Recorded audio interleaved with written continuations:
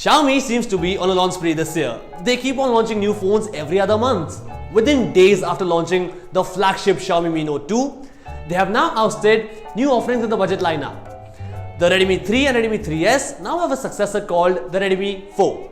If you don't know me already, my name is Sid, and in this video I'll be talking about the specifications of the new phone Redmi 4 and also why I think this one can be a game changer.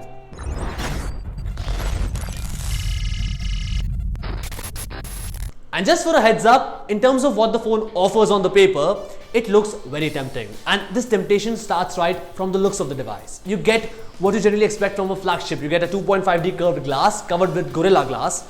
You get a unibody metal construction both on sides and on the back. And on the back also is a fingerprint scanner like the other Xiaomi devices. But for me personally, the best part about this design is its form factor, which now takes us to the next section. Most of the phones right now in the market are big 5.5-inch phablets which have a lot of bulk, and I'm pretty sure that, like me, some of you too would admire a 5-inch compact form factor. And while Redmi 3 and Redmi 3S did have a 5-inch screen, they did not give you a Full HD resolution. This one does. So in totality you get a 5-inch Full HD IPS display, which in my opinion is a rarity. I'll talk more about it in my opinion section, but right now let's head to the next section, which is very important. We talk about performance. The phone runs on Snapdragon 625 CPU, which currently is my favorite chip in the town. Apart from being snappy, it's also very power efficient.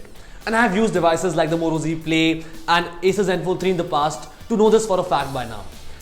Also, at this price bracket, it would be the cheapest phone to have this kind of a CPU. It generally is found in mid-rangers, not in budget phones.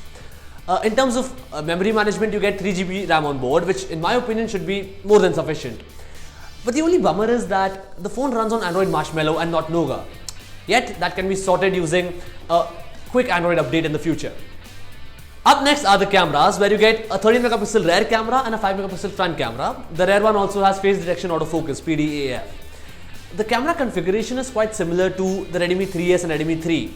However, I did not like the camera performance of those phones. So I'm expecting it to be, or rather hoping it to be, at least as good as the Xiaomi Redmi Note 3.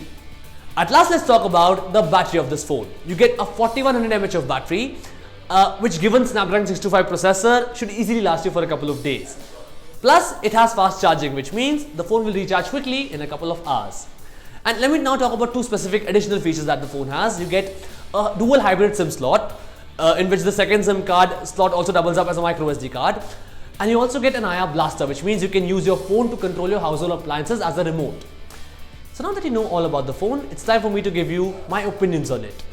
But before I do that, I also want to talk about another phone that they launched. Apart from this higher end spec variant which I have been telling you about, there is a lower end spec variant available as well, whose price starts at 7,000 rupees. And the reason I'm not going in depth into it is because the specifications are identical to the Xiaomi Redmi 3S, so I don't see the point of discussing it.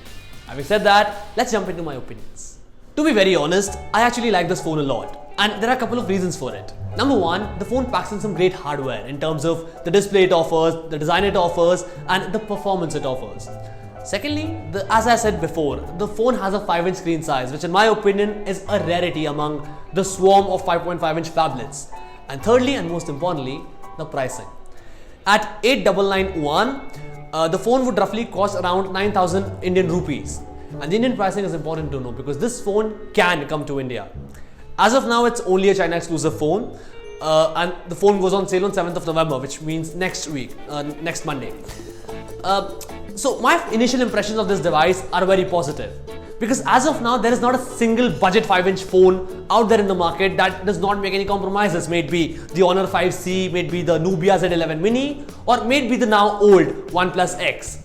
And I hope to see Xiaomi change it with this phone. And that wraps up my opinions on this device. But what counts more are your opinions. So let them pour in the comment box below after you have liked and more importantly, share this video with your friends. Also, if you haven't already, do not forget to subscribe to our channel as well. My name is Sid. Keep seeing me. Ciao.